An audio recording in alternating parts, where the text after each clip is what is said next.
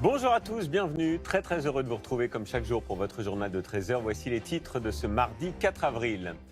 En Haute-Garonne maintenant, c'est un distributeur de billets qui est revenu un peu comme les médecins et qui réjouit les habitants dans la ville de Bessières.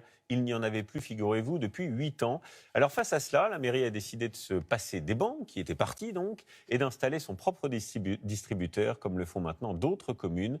Pour les habitants, c'est un vrai soulagement, comme ils se sont confiés à nos correspondants Alexandre Malesson et Olivier Combes. Une pharmacie, un maraîcher, une boulangerie. Le centre-ville de cette commune rurale continue d'attirer les habitants.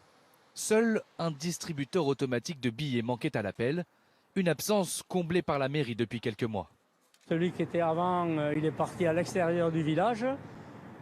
C'est quand même mieux de l'avoir apporté. Ceux qui sont en mobilité réduite et qui ne peuvent pas trop se déplacer, il faut qu'ils demandent à quelqu'un de les amener. Alors là c'est sur place, c'est moins loin quand même. Quand on va dans les commerces pour acheter quelque chose, surtout quand c'est une petite somme, pour moi c'est vital d'avoir ce genre de distributeur à proximité. Et je pense que vous verrez que ça va un petit peu dynamiser le coin en fait. Cela faisait 8 ans que le centre-ville avait perdu son distributeur de billets. Le retour de ce service facilite les ventes de ce boucher. Il a même retrouvé des clients. Aujourd'hui, les gens, ils viennent chercher 2 tranches de jambon, 3 tranches de jambon, ça fait 5 €, 6 €, ils n'ont pas besoin de faire une carte bleue.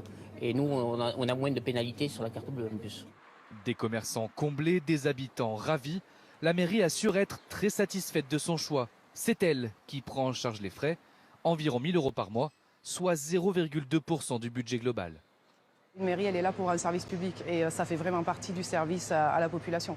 Donc, alors oui, ça coûte un petit peu d'argent, mais à côté de ça, ça rend énormément de services et ça permet de maintenir un centre-ville en activité. Comme cette municipalité, de plus en plus de communes font appel à des sociétés privées pour installer ce type de dispositif.